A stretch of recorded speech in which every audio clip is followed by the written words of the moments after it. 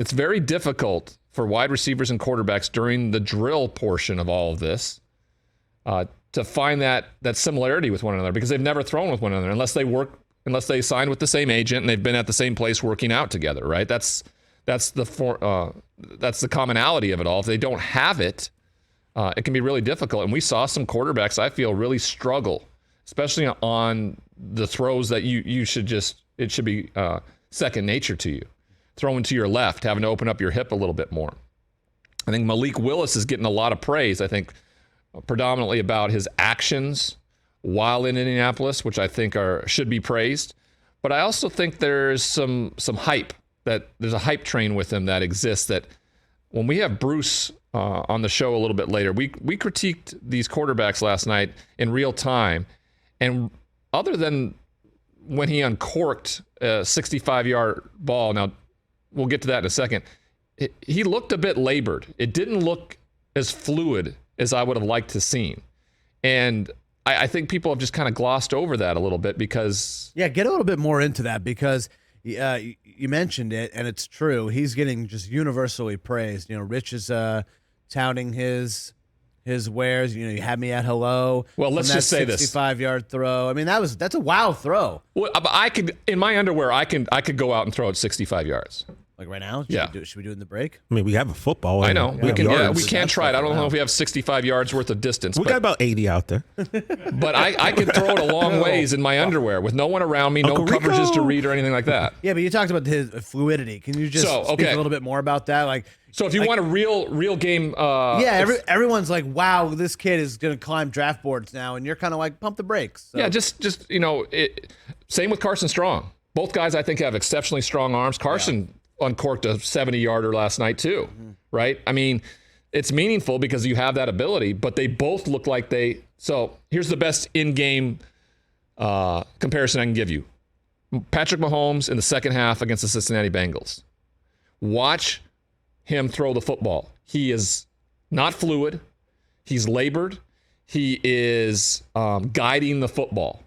And I felt like that is what we saw a lot of last night, especially on the slant routes, right? Slant routes are where you just have to let it fly. You have to have the confidence to just let it fly and let it go. And for whatever reason, there was a little hesitancy. And it doesn't mean he's not going to develop and be great and whoever drafts him and everything like that. It just, in a big time moment with the bright lights on routes that you should be extremely fluid with. And guess what? Quarterbacks that people were talking about extensively yesterday, Kenny Pickett for one.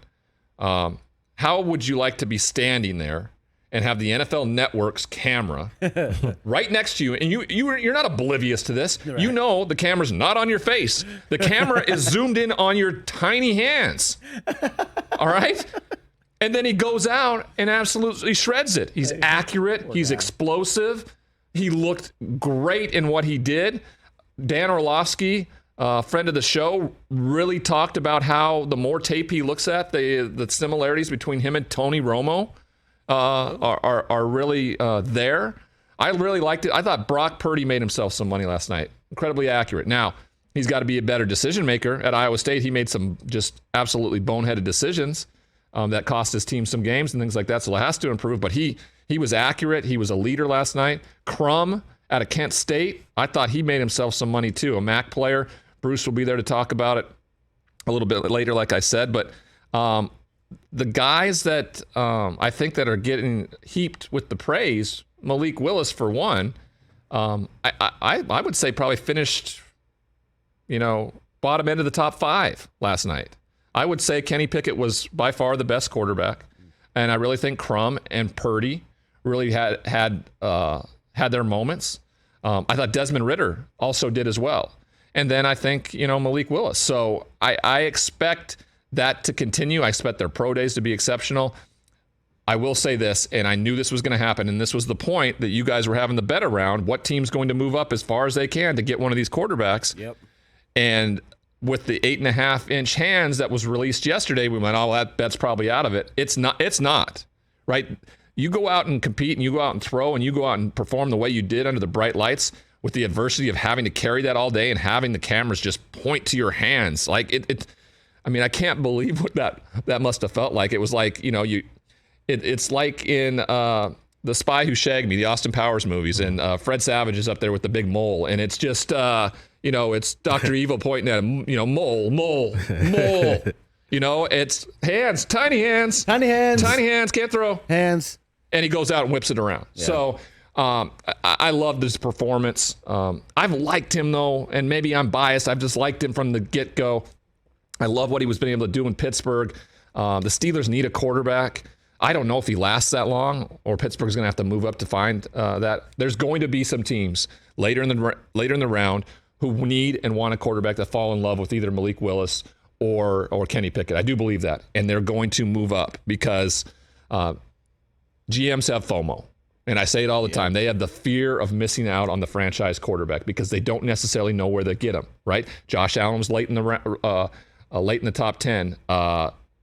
Kansas City moved up to get Patrick Mahomes. Deshaun Watson was around 12, right? That's the place right now where a lot of these quarterbacks have been successful and weren't necessarily scouted the right way, right? Mitch Trubisky went number 2 overall, was the first quarterback taken in that draft with that great class of quarterbacks. So, we'll see how it plays out. But I do assume, and we talked about this yesterday, that there are going to be teams that have that fear, that fall in love with a guy and are willing to move heaven and earth to get a guy they believe will change the course of their franchise.